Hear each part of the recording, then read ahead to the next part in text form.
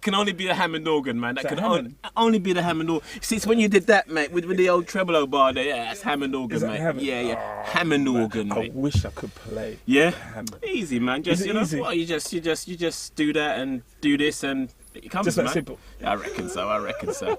Who we got up next, Dave? Didn't we get carried away? Who we got up next? We've got one of the original church boys, one of the original second generation church boys. Young man with vision, young man with a mindset, young man that influenced black gospel music in this country. Yeah. Powerhouse, mate, powerhouse. No other than himself, Bishop John Francis. Check this out. Hi, I'm Bishop John Francis. I'm the founder and pastor of Ruach Ministries. Ruach is the Hebrew word for spirit, which means the breath of God, the wind of God. We're based in Brixton and soon to be in Kilburn.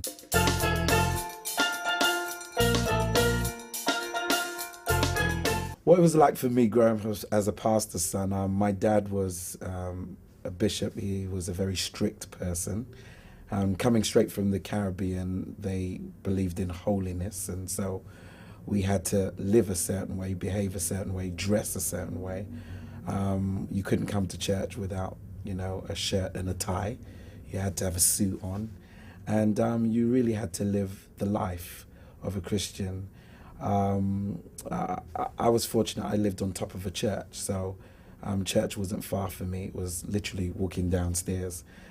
We lived upstairs and the church was downstairs. So it was a very interesting life, very different because a lot of people in my school, they had what you call gardens at the back of their house.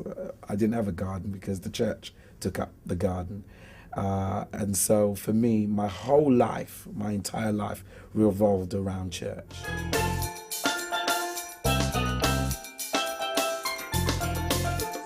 I remember I used to dress, those days we had flare trousers, and what you had was monkey shoes. I don't know if everybody remember monkey shoes. And then you had what you call the big kind of like this, funny how fashions are turning, large lapel. And then we used to have the thick tie. And then what we used to do is put the tie up and put the shirt on top of the actual jacket.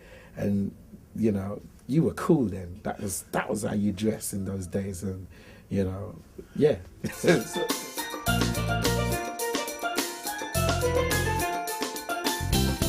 Well, growing up, I was always known for dressing, so I was the one that had so many different suits.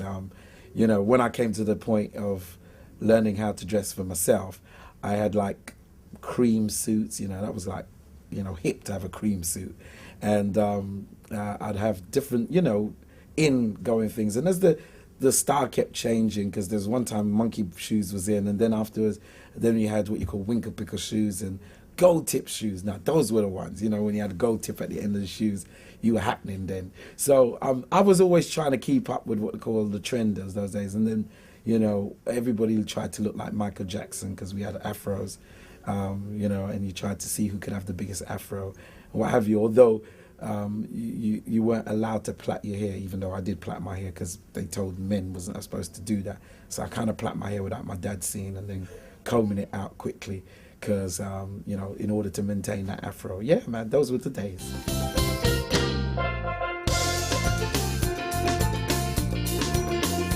Oh, paraphernalia. I tell stories about this to my church. Those were the days central heating wasn't happening. We didn't have central heating.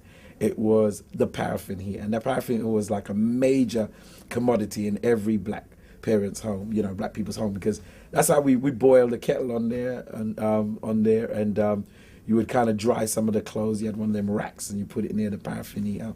And then you would have to clean the wick. I'll never forget that, clean the wick. You had to scrape the wick and everything, and if you didn't do that right, then the paraffin heater would blaze, and a lot of times that used to happen, and it was a very dangerous thing because sometimes, right, you get up in the middle of the night coughing and didn't realize the paraffin was blazing, and because our house was covered in smoke.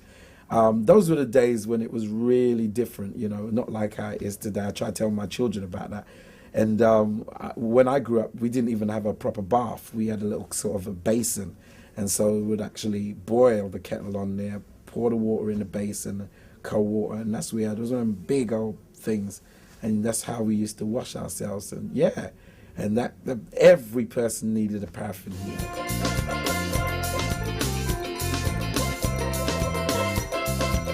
Well, in our church, I think we were probably the progressive church in the whole of England in terms of Pentecostal church. My brother was like a known keyboard player, Roy Francis, and he would be playing. And those days, most churches only had guitarists and bass. So we were like the only church that had a keyboard player. And my brother used to play keyboard because he started playing the harmonica, then he played the accordion, and then he started to progress to the keyboard. And so we were quite far ahead of our time. Also, we had a group in our church called the Finsbury Park Group. A guy named Deacon James, he had his own little group from Finsbury Park, and we had Hawaiian guitars and saxophone, bass player, guitar. A man named Brother Pitt used to play guitar. Brother Donaldson used to play bass. And then Elder Johnson, that time he was Deacon Johnson, he bought a drum kit. Now, drum kit in those days were very, it was only the top groups that had a drum kit. No Pentecostal church, even some of them didn't even know what a drum kit was unless you saw it on TV. So we were the first. I can never forget, it was a glittery type drum kit, and it was Premier. And even when we went to sell it, we got quite a lot of money for it because it's a collector's item. But yeah, we were the first one to have anything called drum kit in those days. And the Finsbury Park Group, which was a part of our musicianship and our church. So our whole church was full of music and fantastic music. And those days, they didn't have like Marshall amplifiers and stuff. What our guys used to do was, because it looked like some of the guys came from like one of them backgrounds where they used to have sound system, so they'd make up their own speakers. And so it was I remember we had these big speakers, right, and flashing lights all around the speakers. It was fantastic. And they would be putting the bass through it, the guitar through it and everything, and tried to put the mic through it, and the mic would be distorting. Oh man, that was fun. And our keyboard, I think it was a fore-fathers keyboard, fantastic. White keys on one side, black keys on the other side. That's before the Hammond days and all of that. These was, I came from probably one of the most fortunate backgrounds in terms of gospel music. We were ahead of our time, and there was literally no one, no Kojic, no Prophecy, no one had the kind of musicianship that we had in our church.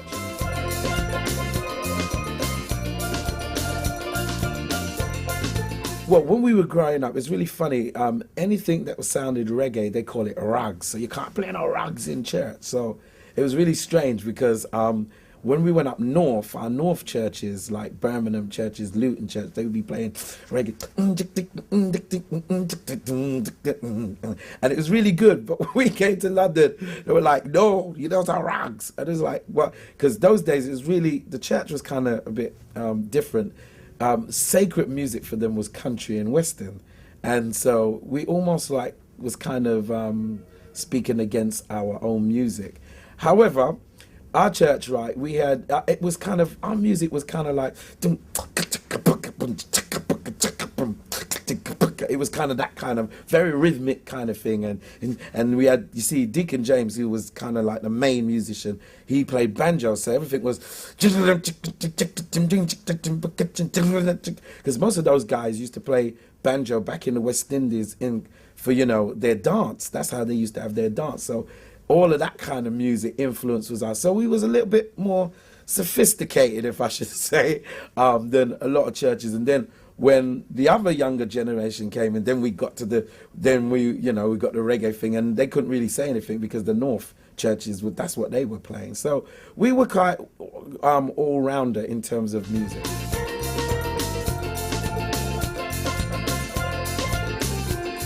The way I started to play, well, as I said, my brother was the first musician, Roy, and then afterwards, when he went to university, my other brother took over, Tesley, and so it was almost like kind of going from one thing to the next, and then I started to play. In fact, in our church, we had so much music, we had lines. You had the rule was if a chorus come, you get one play, and then you have to come out and get in the line. So there was a line for the drums, there was a line for the keyboard, a line for the bass guitar, a line for the guitar. So most of us learned to play quite a lot of music. So you'd get from one line to the next, join the next line. And it was so funny because if it was a slow song, that was your song. So you get on the drum, and it's one refrain song, and then you can't really play. And so we just go and while they were playing the refrain song, and then they would tell us don't play. But you queued up, you lined up to get a chance to play. So all of that was, in terms of music, we had so many different types of music. So I started to play music because of my brother had sort of stopped playing, and then those days it was myself. Howard Francis was my cousin. He was more dedicated than everyone else because he stick to the keyboard. I was jumping from keyboard to bass to guitar to drums, so I was like the all-rounder. But again, I had an advantage because I literally lived upstairs, so I came down and would play from time to time. And what you got to understand that my dad was a preacher, so wherever he went, I started to learn to play a little bit with him and everything. And music was like, something that everybody did in our church, because as I said, that was like a main thing.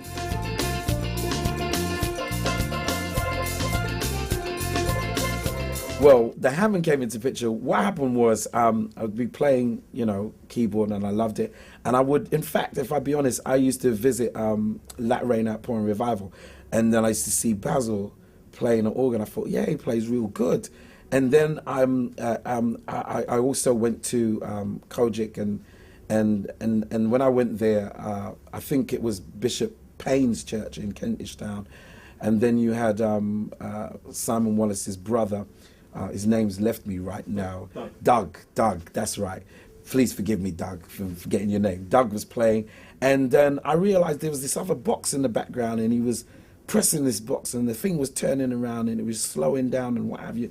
And then I realized that was a Leslie speaker. So I was fascinated by the Leslie speaker, but I couldn't afford one. So I used to make sure go down to NTA Church, Delroy, because he had a Hammond organ and what have you. And then one day I said, Dad, look, I got to get a Hammond organ. So we raised some money and bought a Hammond organ, and it had Leslie and what have you. And from then started to play, and of course I went to the States. That's where my life really changed in terms of music, because our church was affiliated with an American church, and I met Douglas Miller, and he was playing a Hammond organ. He was incredible on it. I was like, wow, how do you play like that? So I kind of learnt his style, and kind of developed from his style to my own style. And then everybody knew me to be like John Francis, the Hammond organ player. But yeah, America had a lot to do with that.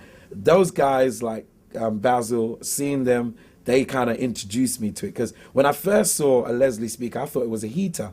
But because I couldn't, when you saw this wooden thing sitting there, I was like, what is that? And then I was told, this is the speaker, and this is what causes it to sound, the Hammond to sound the way it did. So after that, I was sold, and I went and bought one, and started to do People Get Ready and all of these different shows from the Hammond organ.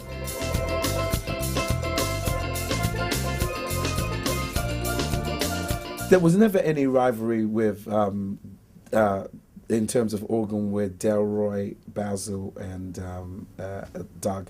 It's really strange. For me personally, when I started, Basil was ahead of his time in terms of, because he had the Hammond for years. You saw Basil and the Hammond. They were inseparable back in them days at the Latter Rain Outpouring Revival. Then later on, when I used to visit Delroy, he had just got a Hammond organ, and again, he was ahead of his days. And he was very gracious to me, because every time he saw me, let me come on and play the Hammond organ. I was so privileged to have that kind of relationship with Delroy. So there was never a rivalry. And I think what happened was, when I went to the States, I learned so much from the Americans. And when I came back, obviously, I would be doing something different that they weren't doing, because my style started to change. It was sounding a little bit more Americanish, where I'm not saying the others weren't sounding Americans. They were sounding, obviously, when you have them Hammond, that's that American sound anyway. But I was kind of sounding like some of the Twinkies, the the Douglas Millers, which was the kind of the in sound of those days in terms of Hammond. And so, of course, when I'd be playing it, you know, everybody would be looking at what I'm doing. And again, Doug, his situation was Twinkie was there, and, you know, I was the one who influenced Douglas to come over here and bring Twinkie to show, to introduce the Clark sisters really to the British audience, even though Kojic already knew the Clark sisters, but that was the first time they actually came here and had a concert. So Doug was kind of probably used to, again, that kind of style from Twinkie. So, but there was no rivalry. It was an excitement because it was like, yeah, show me the next move. Oh, how do you do that? Wow. And that's how we all lived.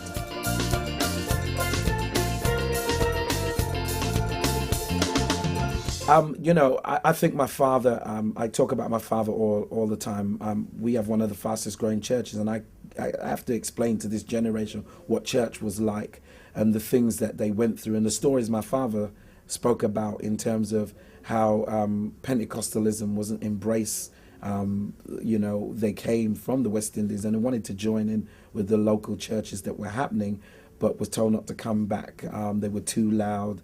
They're too expressive in the way they worship. So my father being one of the pioneers of Black Pentecostal churches, I'm privileged to know a lot of information. And I think what they did in those days was incredible. My dad was a part of Church of God in Christ with Bishop McLaughlin, one of the founding elders that was along there. And I'm still close to Pastor Mother Reynolds, who her name was at them McLaughlin those days. And they were like the leading family in terms of the first Black Pentecostal church in this country.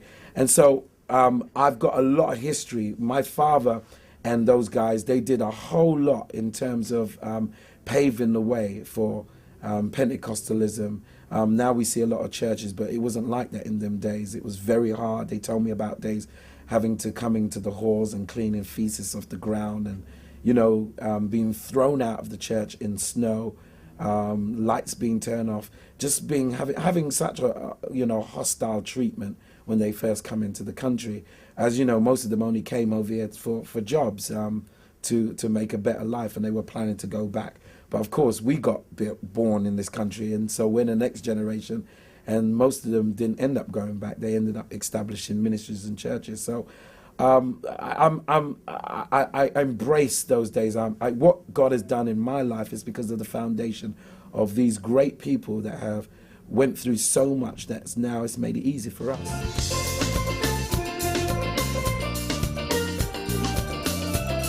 I think what the Church Boys are doing, I am blown away. When I first got their CD and played, I was like playing it, and I was like, yeah. Because even in my church, I try to bring back some of the old choruses. I think there's a generation needs to know the God of their fathers and the music of their fathers. So I believe that it's an important of our history that we remind them. So when I was playing the CDs, what I did, I was in the car and I played the CD and I said, everyone listen to this. And we just started to sing choruses and, you know, and was having a good time. And I think it's really fantastic what the Church Boys are doing. I think it's great, it's relevant, it's important. I like that because I think it's a reminding this generation that's our history. And let's not forget it. Let's not disown it, because we wouldn't have what we have today if we don't remember where we started from. So I embrace it. I'm excited about it. I think we had one. My wife had what you call her women's conference one day, and she did what you call she called it an oldies day, and the whole service was based around singing old hymns and choruses. And wow, it was fantastic. Even the people who didn't come from our background were saying that was one of the greatest things ever. You know, we have pop stars come to our church, and sometimes we would be, especially on our baptism day, we'd come out with all the old choruses for baptism. And some of these guys who are, you know, not in the church, they say, "Now, this is what we like. This is the music we like." So I think there's a generation needs to be reminded of our past and our history. It's a great music, fantastic times. I miss those times. Very strict times. People turn around and say to me, "Oh, Bishop, I wish I was around in your time." I goes, "You wouldn't even last, okay? Because it was too strict the way they were with us. You know. In fact, right now, this generation would be considered as not being saved. But it was a fantastic time. People were sincere about Christ, and the power of God was really, really relevant and really potent in those days."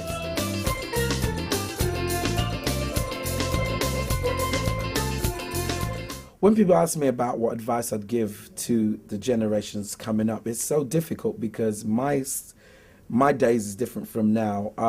The thing I can say to people is, first of all, what you love, you need to hold dear to. And I think one of the challenges we're in right now with this generation, everybody's expecting someone to make a way for them and pave the way for them.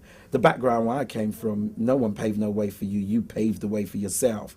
And I think what's sad about this generation is everybody wants and it's not wrong to ask for a helping hand, but to the point where I think people are not being innovative no more. People's not using their head to say, let me find a way of doing something for myself rather than relying on record companies and different people to help them.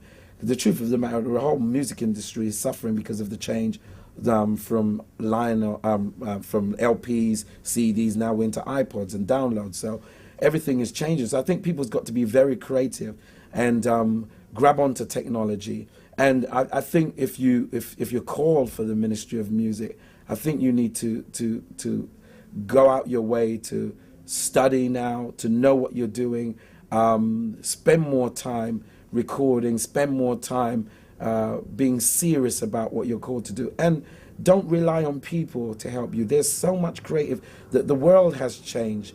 Computers now rule the world. You can market your own stuff. You can come up with concepts and ideas. And so whereas before you needed distributors and stuff, if you really use your head, you can do a whole lot more now than what other people's done.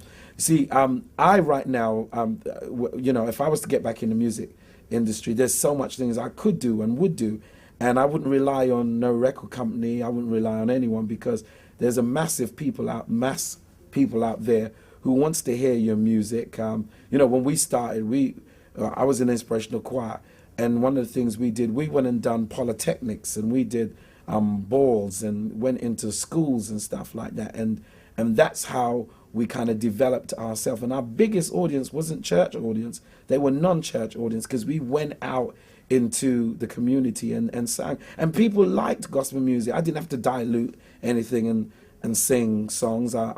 What I did do sometimes was sing a song that they were familiar with and turn the lyrics around, I remember the days where I used to sing, "I just called to say God loves you. I just called." I remember I used to do this at the end of every concert. "I just called to say how much he cares, and I mean it from the bottom of my heart." And they start screaming because they expected me to sing, Stevie Wonder version of that. And so I'd take songs and I would change the lyrics a bit so that they could be familiar. And, it's almost like opening people up for the gospel, opening up for the songs you sing. So I think, come on, out there, some of you musicians need to get your act together and stop being lazy and want people to do something for you. Get up and do it for yourself. It's out there. You can do it. And all you need is the encouragement, and I'm giving it to you. And go and make it happen. We're now in a generation of, I call, of opportunity.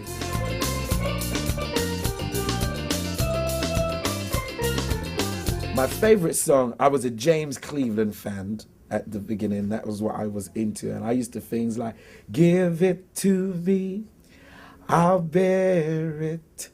Jesus said, give it to me." Anyway, my voice is kind of croaky today. "And I don't feel no waste time." All of the songs, those were the songs that I used to love. And then when I met Douglas Miller, I tried to be like him, and I was trying to sing his songs. I used to try and sing songs like, "I've learned how to live holy. I've learned." See, I can't even sing like I used to. Preaching is taking up my voice. But those were the kind of songs I used to sing. And then there were other songs that, you would hear and would influence you when I started to listen to people like John P. Key. If there be anyone who's going through, I've got this message for you. Something like that. Trust and obey. Yeah. And all them wonderful songs that John P. Key used to sing. And it's so funny now because now I know all these guys and I'm quite close to them, got their number, talk to them, go to their church. It's just amazing. But there was so many great music that I used to love back in the days. But my original sound of music was James Cleveland.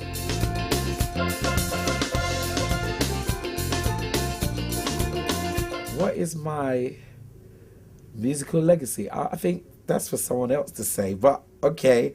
I think one of the things about, I would say, in terms of musical legacy, inspirational choir, there was not a choir like them back in the days, and people were blown away with the kind of sound that we had, to the point that even I had several contracts I was asked to sign to Light Records back in the days, which I refused because I came from a background where my brothers were into the music industry, so I knew about contracts, and I couldn't believe that people would sign contracts like what they were signing back in those days.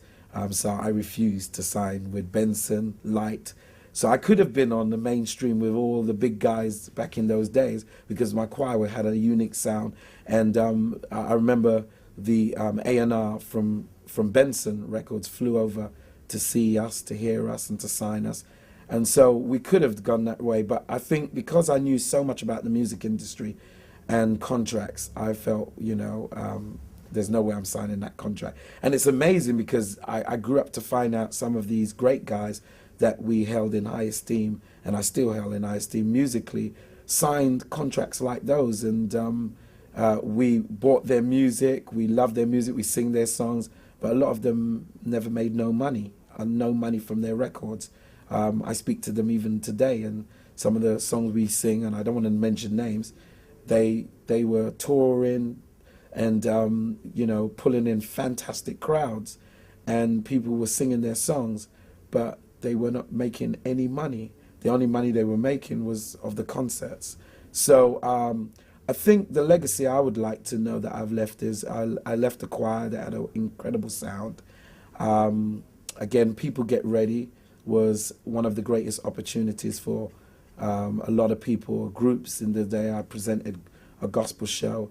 So I think my name would go down in history as one of the pioneers, one of those who had a unique sound. And of course, a lot of people don't know, but I was one of the persons who came up with the idea for the London Community Gospel Choir. And it was then Basil took on the vision, and the London Community Gospel Choir was established. So there's quite a lot of things that the Lord used me to do in those days, and I'm grateful to be a part of.